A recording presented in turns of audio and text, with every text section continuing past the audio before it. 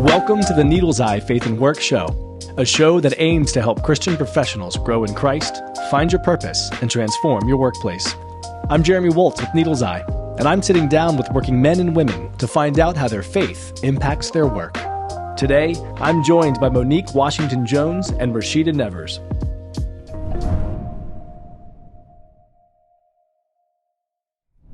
All right, I am here with two very wonderful people. This is Monique, and this is Rasheedah, and the two of you have no idea who the other person is, do you? We do not. Okay, first official time you two have sat down. I have had the incredible privilege of getting to know both of you kind of independently of the other. Not super well, but I've had some really enjoyable times with you, so I'm excited to have you both here, and thank you. Thank you. So real quick, so you two get to know each other. I wanted to introduce you to the other person. Okay. So we'll start, Rasheedah, with you just real quick, and if you could do me a huge favor. Tell me a little bit about like what you do, and then just give me like the briefest background of how you got into it. No pressure. Brief, you know. So brief version is I'm a licensed realtor. I am a real estate investor, a developer, coach, and mentor. Anything that has to do with real estate, I try to get involved because I love it. And how I got there is I was very broke. And I got tired of being broke, and Good reason. Yeah, found out that through real estate I could change not only my life but the life of others that I connected with, specifically women. And I dove all in, and here I am. And here you are. Here I am. That's awesome. That was good. You kept it brief. Yeah, I tried. All right. So, Monique, your turn now. Tell us a little bit about what you do, and then, of course, also how you ended up doing it. So I own Karate for Girls, which is an all-female martial arts leadership academy located in Columbia, Maryland. And we recently expanded to Richmond, which I'm excited about because this is my hometown. How did I get into it? I'm a second-generation martial artist. So my father taught me and my sister, so it's literally in my blood, and I've been doing it forever. And when I had an opportunity to open my own school, it was all female. That's a whole nother story that goes with that. Yep. But super excited that we get to empower women and girls through what we do. So I'm all about the girl power, and now I just empower women and girls in any way. So I mentor female entrepreneurs, so that's why we're here together. Wait, that didn't take long at all. Like, ding, ding. Wait a second. As you were saying it, I was like, I got it. So anything that's empowering women in business and martial arts, like that's what I was created to do, and that's what I do. Yeah. Awesome. That's awesome. Yeah. So, Okay. cat's out of the bag. Yes, I love it. For both of you, when I met you, it was very, very quick that you were like, well, I just really love empowering women, or, helping women help themselves kind of thing. And so immediately when I thought about wanting to sit down and have hopefully a meaningful but still fun conversation, the both of you came to mind. And so I guess really what I would love to start the conversation with, and truthfully, some of this is me actually hearing this for the first time. I just want to know more about the two of you. So one of my first things where I would love to hear both of you share is why. Specifically, why is female empowerment so near and dear to you? Because, I mean, it's like, it oozes out of you. It is obviously a core conviction, a core passion. So one is just why, and then specifically, how do you embody it through your work? You both have very intentional kind of paths to get there. So whichever one, you guys can arm wrestle first, thumb wrestle, whatever. You decide. Maybe not arm wrestle, I feel like. No, I'm not going to stand a chance. It's a setup. But for me, it was, I came out of a situation where growing up, wealth was not something that was talked about. Everybody kind of lived paycheck to paycheck, kind of getting by. And it's crazy because I remember as a kid, my mom she would clean houses of some really wealthy people. Mm-hmm. And so on Sundays, what we did was she'd throw us in the car and we'd ride around through these neighborhoods and look at these homes. And I always said, I am going to live in one of these homes. And I don't know why, it just kind of 7, 8 years old. Like, I'm like, oh my gosh, I could live like this, right? Young age. At a young age. And then, life happens. It kicks you in the butt. Mm-hmm. And then you realize, oh, it's really not that easy to get there. And then through my own struggles, coming out of a situation where I was a single mother of 4 kids and struggling and not having the tools, not that I wasn't smart, Right. but not given the tools of how to navigate through life and get through it with as less bumps as possible. So when you say tools, just to ask, do you mean like you didn't have the like education or like the support Exactly. system? So it was really, a lot of it was education. Was, hey, how do you get credit? How do you manage credit? How can you use credit to leverage the other things that you want to do in life? Yeah. That was not a tool that was given to me. And so as I got older and experienced homelessness with 4 kids and just really struggling trying to figure out how to land on both feet. Yeah. Right.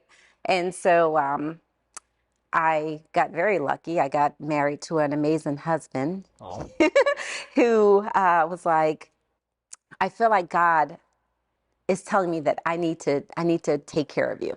Right. And not take care of me in the financial point, but take care of me and educate me, which is what he did. So he kind of gave me the tools that I was missing to get to where I needed to get to. So it wasn't like you'll be a housewife, you're a kept woman. It was like, hey, I want to help. I want to help you learn the skills how that to you manage need it. Yes. to really take care of yourself. Yes, because he was already operating at another level financially. And his goal was always, when I die and I leave this to you, I want you to be able to manage it. Yeah. Right? I want you to be able to, I don't want you to squander it. So when I learned, and I'm like, oh, this isn't hard. I just needed to see how to do it, and I can do it. Like, I'm like that. And so he did that. He was like, okay, this is what you have to do. This is how you have to do it. It was very elementary, but he was patient, and he was like, this is what we have to do. This is how you do it. This is how you live. This is how you live on a minimum income, because he's an extreme minimalist. And I'm like, if I want it, I'm buying it. So it took a lot of transforming of my mind, right? Which was the biggest of all the challenges, was transforming this, right? So then when I learned it, I'm like, okay. And then I'm also the person, when I learn something, I master it. Okay. And so, I'm like, okay, I got it now. Let me go back now and show other women how they can do this, how they can buy real estate, and how they can invest, and how they can plan. And my idea was never to be a kept woman. Because of what I went through in my young adult years. I never wanted to be that person. I've always wanted to work. And so that was the main thing. When we got married, I'm like, I need to maintain my independence. I have it, and I have to maintain it. Right? And so he was like, okay, no problem. And so he showed me all the things, and now I'm like, okay, who can I help? I want to help everybody. Anyone that's going through those troubles, if you want to learn, I'm going to show you. So it really was, you didn't know what you didn't know. I didn't know. Right? You needed somebody or a group of people, whoever, to kind of come alongside and just help you learn the things that you didn't have access to previously, specifically the knowledge you didn't previously have access to. Exactly. And then birthed out of your own experience, that's like kind of where the empathy comes from, where you say, anyone in that similar role, particularly a woman, that's where I want to help. Yes, because I understand their challenges. I understand what they're facing day to day when it's, do I put gas in my car? Or do I buy groceries? How can I do both? One thing it taught me in that situation was to be extremely creative. I can imagine. Think outside the box to make things happen. And that is, I tell everyone, like, as an investor and as a realtor, that's what makes me good, is the ability to think outside the box creatively to get things done. Yeah, that's awesome. So. Okay, good. Okay, that's a good little introduction. I appreciate that. Now, Monique, same for you. I'm really curious, because my guess, and I could be completely off base, so tell me if I'm wrong. My guess is, by having an all-female karate school, you actually are not, at least initially, projected to be as profitable as if you were a karate school for everybody. So to make that decision, that had to be very intentional and like birthed out of a deep conviction. So why is female empowerment so important that you were literally willing to give up profit in order to be focused on it? So it was the short version of the story. So coming up in a martial arts school where martial arts is a male-dominant sport, we didn't have a choice but to train in our household. Like, in our house, like, my sister and I train. So we're going to, we're girls, and we're having to spar with guys and roll around on the floor with guys and have males in your space that you're not really familiar with, and it sucked. I try. It's so funny. I tell my students all the time because we are, we teach this no quit attitude, and I was like, I would try to quit every day because I didn't want to, work out with these guys. And we would see so many women and girls come through the training and leave because they were in this space that wasn't relatable. So, and it was just tough. So my father didn't let us quit. So we had to. That was kind of like a non-negotiable in our household. So when I had the opportunity to open my own school, number one, I knew that I needed something to stand the business out, like what's going to make my school different than any other school. And I was like, hey, it would be cool to have like an all-female school, which has never been done. So we literally created the wheel. Like we didn't have any resources to like, how do you do this? And even my father, who's my martial arts instructor, and may he rest peacefully, I remember the day having the conversation saying, I'm going to open an all-female school. And there was like crickets on the phone. Like, what do you mean? Like, why? Like, this isn't how you train. Like, what do you? And I'm like, you don't get it. You weren't that 8-year-old girl, like on the ground, sweaty with some boy that wanted to prove that he could beat me up because he had to fight a girl, and it sucked. And he didn't get it. Like, he didn't understand that. And I said, I know if women and girls stayed in the training, I know the benefits. Like, I was kind of like forced to train. So we learn the benefits by default. Like, of course, martial arts teaches you how to defend yourself physically. And so you learn how to kick butt, of course, but it also teaches you discipline and respect and confidence and, determination. But girls wouldn't see that because they would quit, So I was like, if there was a space that was where they could learn and train and then like flourish in the rest of their lives, like that would be like a cool thing. So opened the school 16 years ago now. It's been 16 years, and it wasn't profitable the whole time. Yeah, of course. It definitely was not. No startup is at first. And I wasn't doing it full time when I initially, because in my circle, like my father, it was passion. You did it for passion. Like, you had a full-time job and you did martial arts for your passion. So initially I was working full-time, I was in grad school full-time, and I did this all-girls school as my passion until I was forced. My job at the time let me go unexpectedly.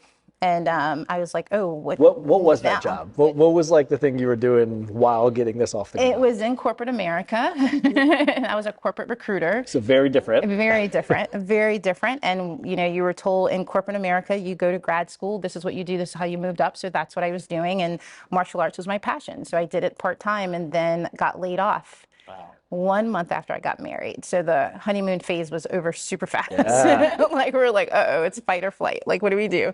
And, but everything happens by design, right? So I have this husband, which gave me goosebumps when she talked about it. Like, that was created for me. And I knew that everything happened for a reason, because it was, we joke now, it wasn't funny then, but we joke that it happened 1 month after we got married, because then we were a unit and he couldn't go anywhere. Yeah. Like, it was kind of like, we got 1 month before, there's an out. Before he'd be like, okay, I don't know. But now he's like, all right, like, now we got to figure out, like, what are you going to do? And my initial thought, because I was in corporate America, was to go get another job. My husband's an entrepreneur, and he says, no, we're going to do this full time. And I'm like, nobody does martial arts full time. In my circle, they didn't. They did it as passion. And so my husband, being the self-made entrepreneur, taught me how to be an entrepreneur. I didn't learn that. I didn't, my father didn't do it for business or for profit. So I had the martial arts experience, but the business, I didn't know what I was doing. So we grinded it out for years. And I'm happy to say, because of the grind and because of what we do, like, now there's a successful school which runs without me. It's in Maryland. It's doing its thing. And you live in a different state. I live in a different state because, amazing. Thank God. Yeah. Thank God. But it was a lot of work to get us to that point, to do that. And but I do it, number one, because it's my father's legacy. Number two, that I get to empower women and girls and get to see them not only develop in their martial arts training, but now they kill it in school and at work and in their community, and they can speak up for themselves and stand up for themselves, not just physically, but they can get in a room and, say who they are. And so that's why I do what I do. And so when given the opportunity to now reach back to other entrepreneurs that are females, I'm like, hey, you can do this. You can have a business that runs without you. Like, this is, I know I'm proof. Like, I'm not an expert, but I'm proof that this can happen. And this is how it happens. So for me, that's why I do what I do. And I think that it was all done by design. Like, it happened in this way for a reason. And now, now we're successful than a lot of co-ed schools. That's amazing. Yeah. Great. So we literally proved the concept that it can happen. It wasn't easy, but it can happen. But it was all by design, all by design. So I have to ask because, Yeah. you talked about how your dad didn't let you quit. Yeah. Which part of that is like a great kind of lesson in parenting. But the other thing is there are a lot of parents who try to force their kids to keep things up. Yeah. And even if their kids do it, the moment they leave the house, they're like, no one can force me now. Yeah. I'm done. Yeah. So why did you stick with it after you left the house? I mean, you made it a business, even Yeah. though you said you wanted to quit every day. Well, by then I knew the benefits of it, so it's when you're in it, like, in any sport, anything, if you have kids, and they're like, I don't want to do this anymore. Like, hey, if you stick to it, these are the things, but they can't see that, So my father knew, like, hey, if you just stuck it out. So I knew, like, by the time I was, 18, I was a black belt, I was teaching. So I knew, like, if people just stuck it out, they would be able to speak up in interviews. They would be able to ask for raises at jobs. They would be able to, do well in school because they know about that no quit attitude. So it's kind of like you have to go through it to know it. And then that's why you go back and, like, pull people behind you. So yeah. That's awesome. Yeah. Thank you. So, cards on the table, I've got a 4-year-old daughter. So anytime that I run into women that I'm like, I want my daughter to like look up to these women, right? Like Yeah. there's so much of it. Like, I've got a son and I adore him as well. But like I've got a sweatshirt at home that says girl dad. Where it's like, hey, I'm a girl dad. Yes, I'm a they girl. hold I a was a girl different dad place first, in the right? heart, right? And I love them both equally. I can't have a favorite, of That's course. But I don't have a boy dad sweatshirt, just saying. So part of this is, I look at the two of you and I immediately think like, man, I hope that the lessons you are teaching, my daughter has the opportunity to learn from. And there are so many women that you're already helping. But that's partly why, I've thought like, I would love to have a conversation with these two and hear more about this. And, I hear for you this idea of like helping women build their credit and to understand how to invest and do all these things and just get access to information they may not otherwise have. There's a sense of without that, it's really easy to be stuck. You can be stuck in really crappy situations and situations that aren't healthy, they're not safe, situations that are full on dangerous or abusive to be in, and they're stuck. And you provide them an incredible way to achieve independence. Yes. And for you also, there's independence attached, but even like you're describing, you may master martial arts, but it's not like, well, great, now I can do some incredible moves. Right. It's now I have an inherent confidence to be fully myself, to stand up for myself, to ask for raises or to seek promotions or to go for the things that otherwise I may not think I'm capable of or worth. 100%. So both of you, I think, are providing women, in particular, specifically women, an incredible amount of self-worth to see it in themselves. Yeah. And I think that is incredible. Thank you. Yeah. So, well, you're welcome. And thank you. Thank you. Well, you can both Yes. same time or independently take my daughter out to dinner. Sure. You just let me know. I'll set it up. 100%. Yes. Yeah. Yeah. She's 4, so maybe like Start a early. McDonald's or Start something early. to start. Yeah. She loves queso. If you ever want to go to a Mexican restaurant, Okay. that's all. She'll drink it just straight up. So love it. kind of carrying with it, a lot of this is the female empowerment piece. And obviously I am not a female. And so there's a lot of this that I think is fascinating, but I just can't put myself in the position to fully understand. Yeah. You are both in male-dominated fields. Yeah. Yes. Real estate for sure. Yes. Obviously, we've already talked Yes. about how in martial arts in general, that is a male-dominated field. And then on top of that, not only are you women in male-dominated field, you're also women of color. Yeah. And naturally that comes with a slightly different layer of difference, if not also maybe added complication. It does. So let me ask, were there unique challenges for the both of you that you faced in your field on your journeys? All the time, especially on the investment side. Because contractors sometimes don't think that we're as smart or as tough as a man. And it's really funny because it's really easy for my husband, who is a total alpha male, to pick up the phone and get things done. Yeah. Or if I call and I ask for a quote and they give me a ridiculous quote because they think we don't know any better. Right. And then my husband calls and they give him a even better quote. So having to overcome those challenges until you get the confidence that says, no, I don't like those numbers. Yeah. Go fix those and then call me back and maybe we can do business. Yeah. But again, it takes the confidence, it takes the knowledge of knowing what you know to get there, but all the time. Yeah. Yeah. Yeah, I can imagine. And then part of that, I think, is you're talking about contractors. Yes. And of course, that's a huge part of your job. I mean, Oh, yeah. working And with contractors. they're all males. Oh, yeah, yeah. And I don't know if this clearly this is not true to everybody. No. I only do residential contractors for my own house. Yes. They are some of the most unreliable people I've ever, I've had so many where it's like they just don't show up or they don't finish a job so there's that built in. Then you also have in all the other things. Yeah. But you're also working with, obviously, clients. You're working with... other male realtors who... I was going to say, just even your colleagues in the same industry. Oh, yeah, who try to bully you. And if you know me, then you know that there's one thing I don't like. It's bullies.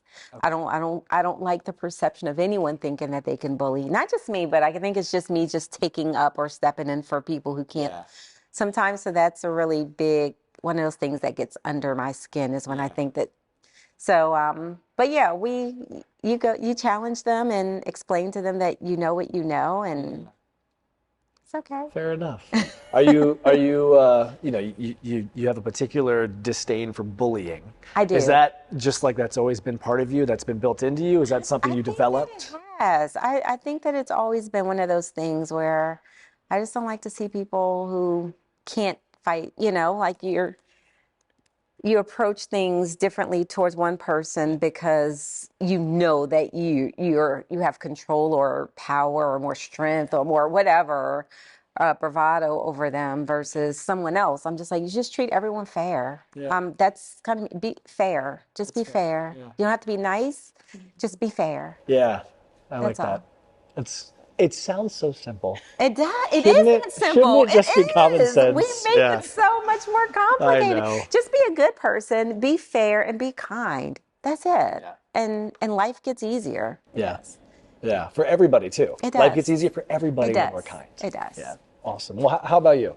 I don't know if you remember the original question, but I don't. We're there. We're all in, Rasheedah. Just keep going. No. That was beautiful. Well, so the original question is male-dominated field, plus the added layer that you're also a woman of color. Were there unique challenges that you face in your field? Maybe other people would be like, no, that wouldn't be but you did it.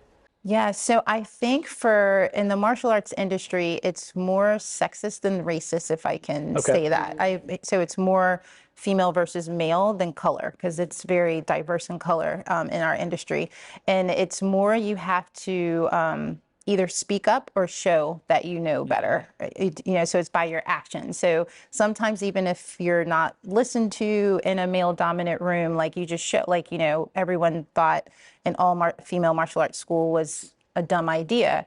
Okay, then we'll just sit back and show you. We're not going to go back and forth. So it was just kind of like, it's more just let my actions show, like how I lead, how I work, how we grow.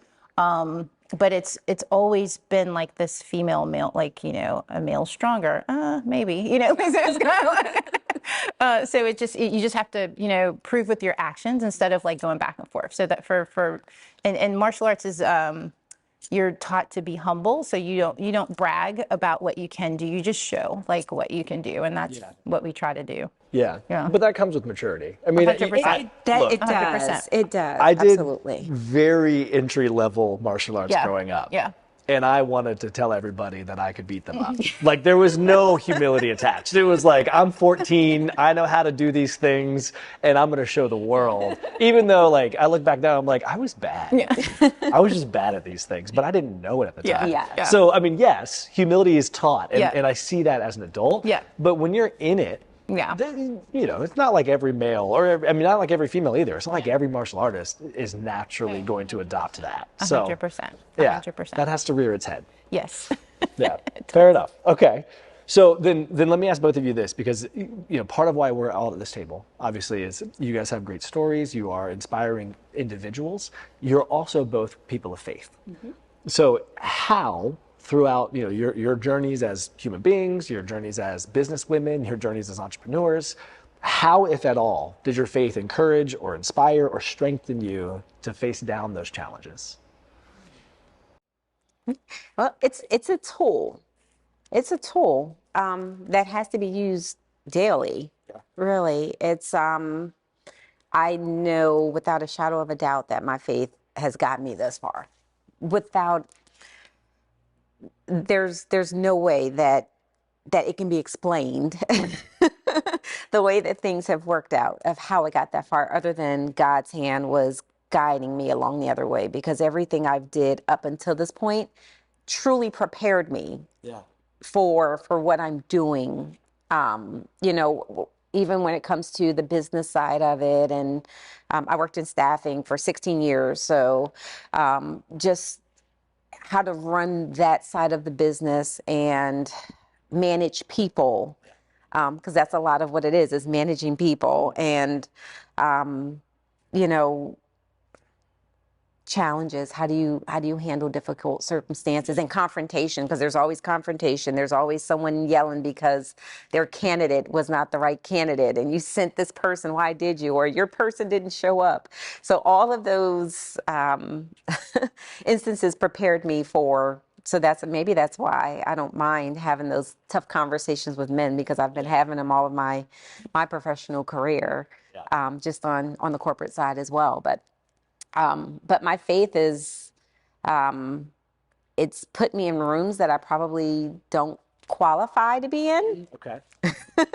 Kind of like, you were able to find a favor that perhaps you wouldn't consider yourself having merited. Absolutely not. Absolutely not. We're talking about real estate, but when I was in corporate America, I worked in staffing. I was account manager for a pharmaceutical company, and we had about 300 employees there. And this was a white male dominated industry. And here I am, and with no college degree, right. Explaining to these leaders within the company of how they need to properly staff and how they need to pay fair wages. And, Amen. At first it's like, who is this person and who is she coming in here telling us what to do? And then quickly they begin to understand that maybe she does know what she's talking about, because she is having better success than anyone prior to her.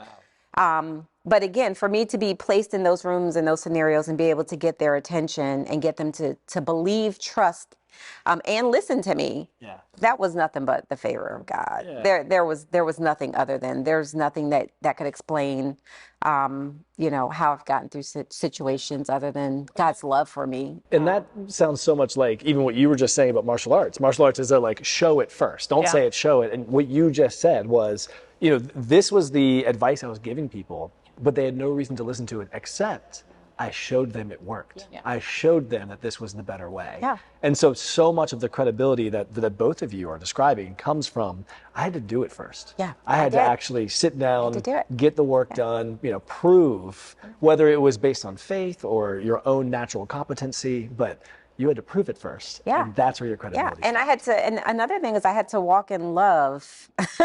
Even when you're walking against some people who are used to doing things a certain way and they don't want to see change, and you still have to greet them and you still have to show the love of Christ every single day, even though probably behind your back they're saying, who does she think she is? But it's still, how are you? I hope you're having a good day. Yeah. You doing okay today? And that was definitely Christ, because that is not easy to do. That humility part can easily get thrown out the window when you got, but again, it's, I think I realized early, it's not about me.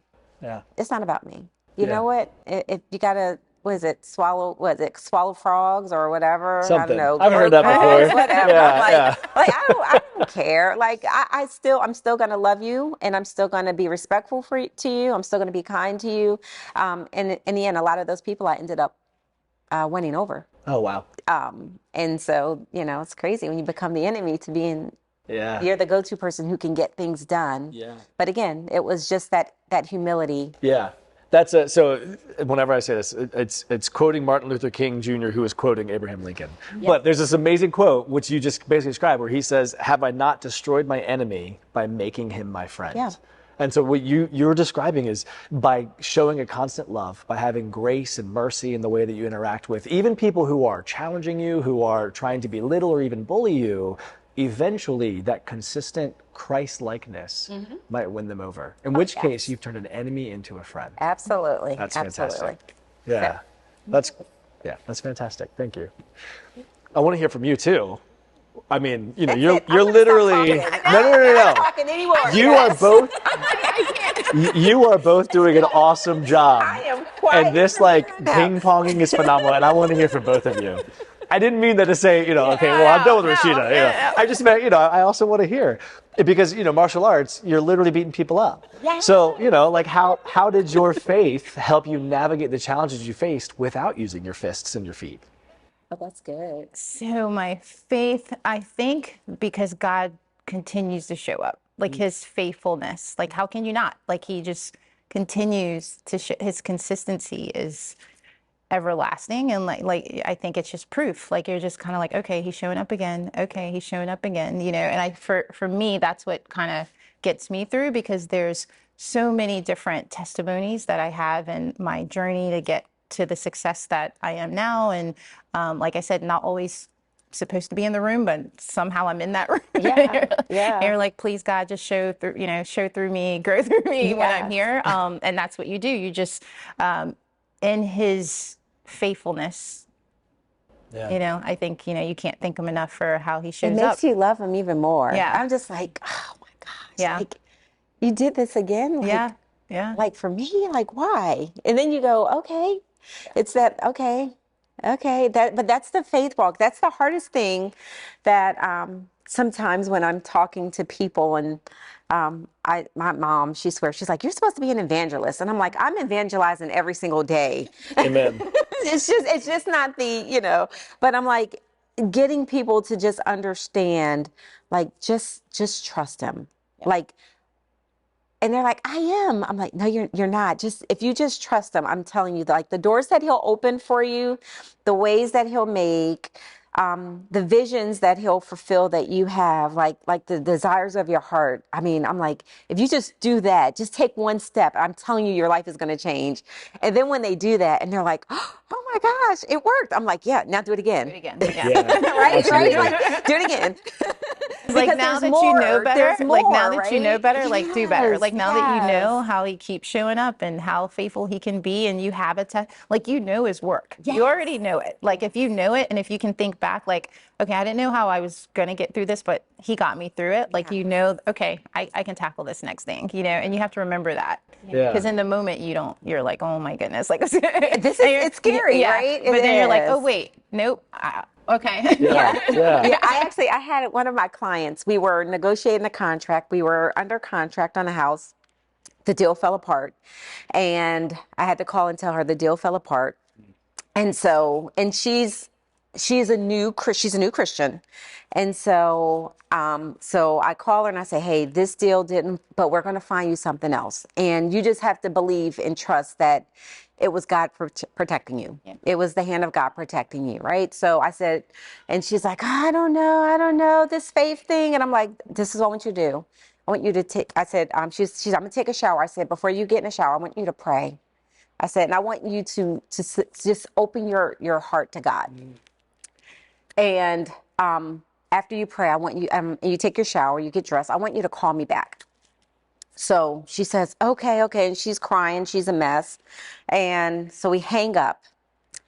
About 30 seconds after I hung up, I got a call from another realtor. And the realtor said, you showed your clients this house and we were under contract. We accepted another offer. And the deal fell apart. Your client's still interested in this house. Now, this is the house they really wanted. It had all the things. It was location. It had a pool. It had all the things that they really wanted, but they got beat out in the competition. So I said, you're not going to believe this. I just hung up with her. The second house that we put an offer in on, that deal just fell apart. I'm pretty sure she wants it, but let me call her. So by this time, I'm calling her. She hasn't even gotten out the shower. And I'm like, answer the phone. It's important. So she calls me and she goes, what's going on?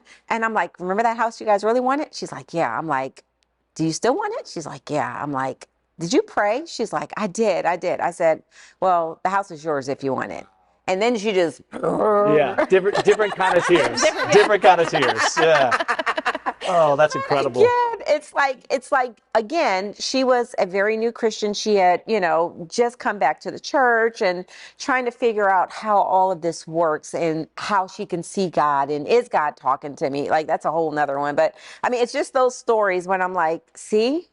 And so when she called me about something else, I'm like, remember the last time we had this conversation? Remember what happened? Do the same thing. Yeah. You know what to do. You have to absolutely just trust that he's going to make it right for you. Yeah. And if it doesn't work out, it's because it's not right for you. And you have to trust that and be okay with it when it's not all right for you. Yeah. Like just be okay. So, yeah. Again, that's like the best part of my job. That's the best part of my job. It's not the selling houses. It's not the renovations. It's not the money. It's about showing people how God can show up for them and does show up for them. But sometimes in our day to day, we miss the small ways that he makes for us. So it's just slow down. He's here. Did you see that happen? He's here. Well, and then remember it. And remembering it. Yeah. I mean, memory is so crucial because It is. this is the story of the Old Testament, right? Like God would do this incredible thing that set up a monument to remember. Yep. But eventually they forget. They forget. And then they go, well, God, you don't do anything. Where are you? We do it. That's repeated in our lives constantly when It is. God shows up in these profound ways. And in the moment we go, oh, this had to be God. It had to be. Yeah. And then 5-10 years down the line, we kind of rationalize it. We go, oh, it was a lucky coincidence. And the next time we're faced with something, we're going, well, God, I don't understand why you're not showing up. And if we remember what he did, we can remember what he'll do. He'll do. And I mean, everything you're describing it's like goosebumps. It's phenomenal. And I want to hear from you as well, but I was even thinking you were talking about your mom saying, you're supposed to evangelize. I'm not throwing shade on your mom. No. But I think the same theme applies. It does. In business, you talked about like, well, you gotta do it to show people you know what you're talking about. Yes. The same is true with evangelism. The same is true with the Christian life. It is. You have to live it before you can preach it. Yep. You have to. Because what good is it to go around and tell people all these things, but you're the one who's constantly forgetting God's faithfulness. Yeah. You're the one who's constantly going around filled with anxiety and not sure God is actually going to hold to his promise. If you live it first, it's lifestyle evangelism. I think that theme is crucial. It is. It is a lifestyle. It's I had one of my friends. She's like, "You don't get upset about nothing." I'm like, "For what? For what?" Yeah. Like I don't need to. Like what's for me is for me, and what's not is not. And I've learned to become okay with it's not. It's not. And I know that it's God. It's his protection. His head of protection over me. So yeah. Absolutely. I don't get upset. That's awesome. Well, okay, so how about you? You take it away. I mean, what does that strike up in you? I don't even know how to follow that. I think she said it. I mean, I think she said it well. I think it's just how we have to show up in the way that we want to see others show up. Yeah. And if you are a Christian and if you are faith-based and you are living in faith and not fear, like, just let your actions show that. And so that's our responsibility. Like as a Christian, like if you are true, if this is what you are, like just show it, and just let people see that, like lead that way. Yeah. Yeah. That's awesome. Yeah. Well, okay, good. This has been awesome to hear this from both of you and talk through this. Yeah. But I want to turn it a little bit and talk a little bit about like, so what does this mean for others, right? Because both of you are somewhat unique circumstances, right? You're very focused on female empowerment. You are both women in male dominant industries, right? There are a lot of things that make your situations unique. Right. So based on what you've learned, what you've accomplished, how God has showed up for you, what are some of the lessons you've learned that you think are universal? Anybody can learn from this. This is a concept that anybody could put into practice. I always look at you, so I'm not looking feel free. at you. You can dive in. You. I mean, I don't want to I'll do. just listen. I am not looking at you. I am second. Go ahead, take it away. What are some things that you've learned through all of this that you think are universal? I think to just stay true to yourself. And like you said, if you have the proof and you have the examples of the testimony, just like build off of that. Like don't stray, because, you know, life happens and we're human. So sometimes we forget that stuff. And it's very important that you do that. I think it's also important to make sure you have the right people around you. I always tell people, and they're like, what's your secret to success? I was like, there's no secret. It's your tribe. And you make sure that your tribe are the right people. Like that's it. So you want to have Christ-like people around you to remind you of that if you stray or forget or, you know, let that fear sneak in. Like, not that your faith wavers, but that you just kind of need that someone to ground you in that moment. So I think that that's really important. And I think that, like I said, I say this all the time, like everything's by design. And I think that God puts people in your life for a reason. And that's important to know, like, what those reasons are. And they should be believing the same thing that you believe and living the same way that you live, so that if you do waver, like, they're like, nope, like, you need this. Can't do it alone. You've got good friends to steady you when you become a little unsteady. 100%. 100%. I think that's huge. I think that's huge because, you know, no one's perfect, and you have to remember that. So, yeah. Okay, fair enough. Well, how about you? Would you want to follow that up? You have some things you think that are kind of conceptually universal for people?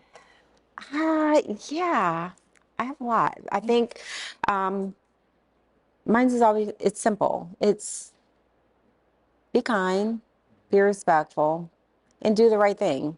Like, always do the right thing. When simple, do the right thing when no one's looking. I agree. Surrounding yourself with the right people is extremely important. That was hard for me, was finding the right people, because I wanted everybody to be my friend. and it's strategic. Like, so the other thing is it's strategic. Yes. And it's border selfish. It is. Which is okay. It is. Like, you have to make sure, like, the people, I'm not saying you shouldn't have friends. Sure. But your tribe, like, you got to be like a little selfish with that tribe, because you want the right people in your ear when they need to be in your ear. And you want that to come from a faith base when it's, you know what I mean? So you do have to be a little selfish with how you surround, you know. Yeah. That makes sense. Look, even Jesus had the 12, He and then he did. had the 3. Yep. Right? It's the same idea of, like, It is. It is. we can It have a is. lot of friends. I mean, he really had like the 72 and the thousands. But like, he had layers. But the closer they got, the more they were able to kind of speak his language, to challenge it. And, you know, Jesus is Jesus, right? We all know, but like, there's he still had a story. extra, There's still something to learn from how he operated in that. Is that it's okay to have your friends, but you have to have those who understand your heart and they're in alignment with where you're at. You know, I think that's the one thing for me with real estate that I didn't have. I was coming into this industry as an agent new, and I was like, I had outgrown, and not in a bad way, but, you know, as you start to grow and you go through life, people go their own directions and they have their own interests, and everybody's on their own path. And so I got into a place, I'm like, I'm here in Richmond. I have no family here. I have no friends here. And I felt very alone for a long time. I'm kind of like, okay, I have to start. And so my prayer was, God, send me. And my pastor taught this one day. He said, I want you guys to start praying this, but be prepared when you pray it. And that is to reveal, release, and replace. So reveal anyone that is not for you, not supposed to be attached to you right now with where you're at in life. Release them, and actually he releases them peacefully, and then to replace them. And so I reluctantly pray that for months, because I'm like, okay, I'm here. I gotta figure this out. I need a tribe to get to where I want to go. Like, it always requires some help, right? And some people that you can reach out to. And so that was my prayer. And so I started praying that. And then it's just like he just started putting like 4 women who are, I mean, just amazing women in Christ. I mean, they're just amazing women. They are strong, and each of them have something that I needed. But at the same time, I'm not taking. I'm like you. I'm like, I have all the energy. Well, you too, because it seems like you have a lot of energy too. So I'm like, I'm the light, and I'm always the one that has the encouraging word, or, you know what I'm saying, a word to to get them to the next level as well. But they're the, I say, the levelers for me. Yeah. You know, okay, Rasheedah, you got to calm down a little bit. Okay, Rasheedah, nope, you're trying to do 50 things at one time. You're doing too much. You can only do, one thing really good. Everything else is going to suck. But you need those kind of people, especially for me, because I'm the dreamer. Yeah. So I can come up with all the ideas, and then I'm like, okay, let's do it all. And I haven't strategically put anything in place, right? So you need someone to say, nope, that's not a good idea. Nope. Nope, nope, nope, nope, nope. Yep. So that's definitely a testament of God replacing and putting those people who need to be connected to me. I'm like, and we're all in real estate and all at different levels of real estate. So that's been a huge blessing. So if I had to give someone advice, that's what it would be. Pray that prayer. God agrees. He's like, yes. Reveal, release, replace. Reveal, release, replace. I Those love three that. things. That is great. Anything with alliteration, I love, but in particular, that the concept behind that is really profound. 'Cause, I mean, growing up, you're always taught like, you're the, what is it? You're the average of your friends kind of thing. Like, you hear that, but when you're younger, you're like, that's shenanigans. I just told my can be sons whoever. this. I told them this 2 weeks ago. Because it feels like, oh, you're telling me I have to ditch my friends if I want to be successful, right? And we kind of play the victim card some. Yes. But there really is a lot of wisdom, and it's not saying, hey, you can't have anything to do with these people. Right. Yes. It is saying there is a great deal of value in being intentional about who is ultimately your influence. Yep. Who are you letting in so close that they actually influence you? Yes. That is profound, and that is full of wisdom. So I think that concept is awesome, and both of you have really described how the right influence, the right circle made the big difference in how you both got where you are. Absolutely. 100%. And that's like full on a God thing too, to bring those people, to lead you to the right place and to teach you the importance of that. Yeah, that's awesome. All right, I want to keep going with some advice. Keep telling people. Really, this is selfish. I'm just learning these things. Maybe others can learn too, but it's all for me.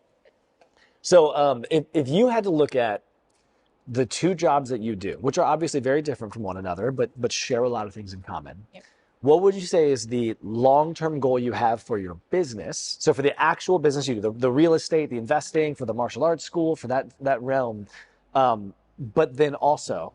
And take this in stages. What is the impact you hope to have through your business? Does that make sense? Does it make sense how those are different questions? Yeah. Kind of. Okay. Yeah. So tell us the first question one more time, because I got really captured in the second part of the question. Get it. What is the long-term goal you have long-term goal for your business? Okay.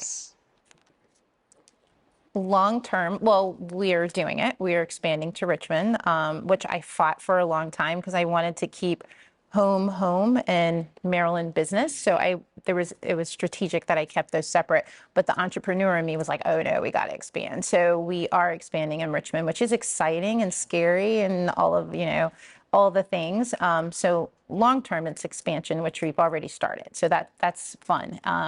And what was the second part? So then also, I need notes. I know. Well, I have them, so I'm cheating. I'm totally cheating.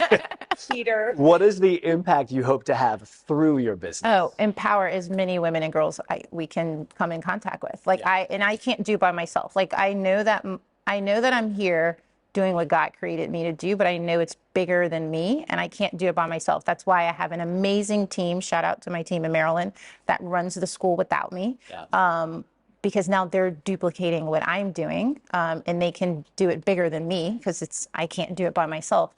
And now in Richmond, I'm creating opportunities so the same thing can happen. I know that if I'm confident, because I'm proof that if they go through the martial arts training, that it's life transformational. Yeah. I know that. So it's as many women and girls that we can train, they will. I'm inspired by the students that we train because they do insane things. My job is that they're better than me, and they're all going to be better than me. It's so cool. So I'm like, oh, we gotta keep doing what we do. Because when I see some of the stuff they do, you're like, wait, what? You did what? And the parents are like, yeah, their confidence is insane and they can do this and this. And I'm like, yes, That's awesome. Who else can we empower? Yeah. So it's that's what drives me. That's awesome. Yeah. That's really cool. Yeah. Well, same question to you then. Long-term goal for your business. Long-term goal for my business is going to be to expand. Right now, I'm already doing some development projects, but to expand the development projects and to create more affordable housing opportunities. So that's because of who my target audience is. That's really close to me, is making sure that you have a home that is affordable, that is, all the things, right? So, so that's that, is to move more into the development phase. But as far as the impact that I want to make, is of course empower as many women as I can, to be able to show women that we don't have to retire with nothing, and prepare them. That's really what it's about, is preparing them for retirement. We don't spend enough time or energy working towards how are we going to live once we get retirement age. So just sharing strategies so that they can have a decent life now, but they can also have a decent life once they are ready to retire. Yeah, that's great. This might be similar answers, perhaps, but I want to couch the question maybe just a little bit differently. So for both of you, how would you say your clients, the community, and the kingdom of God are better off because of your business? And that's like those are different stages. And I know that we can take those kind of slowly, One but at a time. yeah. But I would love to hear like your faith and the intentionality you put into what you do. Clearly, there is an obvious purpose and service you provide your clients. Does that also extend to benefiting the community? And then, of course, ultimately, the kingdom of God. I mean, how is what you're doing serving the kingdom of God? So I know that's huge. We could have started with just that one question, but let's Yes. let's see where we go with this. So the first one was, Clients. okay, so how do what we do, I need to break it down. Like, How are your clients better off because of your business? because what we train is gonna show up in their lifestyle. Like, it's beyond the dojo, which is a martial arts school. What we teach, like I'm certain that what we teach, the confidence and discipline and structure that they learn in the dojo shows up at school, at home, in their community. So we know that as long as they're training, that they're gonna do great things. So I know that for a fact. For community, the same. If you have these women and girls doing great things, like, it's gonna affect the community. For the kingdom of God, that's an interesting one, because I think as a business owner, you have to be, there's layers, and you have to be careful with sharing your faith amongst the people that we serve, because you don't want to offend anyone. There's diverse background or whatever. Well, neither one of you are like faith-based service providers in the sense that you're like, you have to be Christian Correct. for me to. Yeah. But I am faith-based. You are, So you have to, there's this weird line that there's layers. So there's some people that I do business with and some people that we serve that are very in tune with what I believe in. And there's some that don't know me on that level, so they don't know. And that, it's just how well they get to know me versus having that professional or personal relationship. But I think it's my job, even if they don't know, for me to show that I am faith-based by in how I lead and how I act and how, my lifestyle is different because of my faith. So I think it's the way that my business affects the kingdom of God is just how I live, and to just show that, if that makes sense. Yeah. Yeah. Yeah, it does. And I think that is, we talked about, you had said a lot of your concepts are simple. And I think it's important to note that simple doesn't always mean easy. Yeah. It might be simple as in it's not complicated, you can understand it. Yeah. But living it's still difficult. It's hard and it's challenging. Yep. And so, I think that makes sense. Your lifestyle. Yep. Yeah. As far as my clients, how are they better? I think they're better because I'm probably I know I'm exposing them to things that they probably had not previously thought of before they met me. Especially for my real estate clients, it's not just, I'm going to sell you a house. It's, I'm going to show you how to make a smart financial investment. Yeah. And sometimes that comes with me telling you that this home is not the best financial investment for you because it's going to leave you cash poor, and then you won't be able to enjoy life. You'll be stressed in a year when you have no money because you paid all your money's going to a mortgage, right? So it's teaching them the financial responsibility part so that they can maintain financially independent. So, so that would be for clients. As far as the community, a big part of my, like I said, my investing and my development is for affordable housing. So I'm trying to close that gap because there is a big gap in this community in Richmond, specifically with affordable housing. I think we're seeing it more and more every day as interest rates are going up and housing prices are going up. Your $20 an hour worker is very difficult for them to find housing that they can afford right now. So trying to close that gap within the community, I think is probably how I'm impacting it. And specifically for the African American community, because we are way behind in financial equity in this country. So and just trying to explain to them how we can close that gap by something as small as just owning a home. I was saying, home ownership's huge. It is. You were talking about building generational wealth. It is. Yeah. So just trying to close the gap that way. And then as far as the kingdom of God, it's just, like you said, just showing people how we live. It's not me just preaching to everyone that, hey, I'm a Christian. It's doing all the things. Like I said, it's the showing love, showing kindness, helping our community, feeding the homeless, clothing those who don't have. It's just how can I be a blessing? That's always how I operate, is who can I bless and how can I be a blessing? Like regardless, I reach out to business owners. I'm like, it's not, hey, I want you to partner with me. It's how can I help you? Yeah. How can I help you? So I think just that alone, I hope that I'm doing my share. Yeah. Well, I'm an amateur, but I would say both of you are doing quite a bit of good, and I'm grateful for both of you, really. And I feel like I could sit here and ask both of you a million more questions, just like to get to know you as people and more about your businesses and everything. But this has already been an incredible conversation.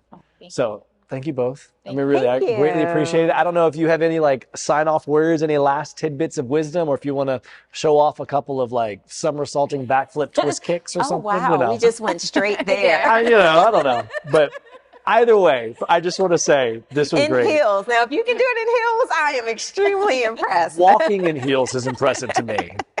I don't know how y'all do that. There is a skill. I'm sure. Well, for real, thank you both so much. This has been great. And, stay being my friends. I appreciate it. Thank you. Thanks for tuning in to the Needle's Eye Faith and Work show. Please share, like, and subscribe if you enjoyed this episode and want to see more. Needle's Eye is a faith and work community based in Richmond, Virginia. We are a nonprofit organization that seeks to help working people grow in Christ, find purpose, and transform the marketplace. Check out Needle's Eye online at www.needleseye.org. Here, you can find more content, check out upcoming in-person events, and learn more about partnering with us financially.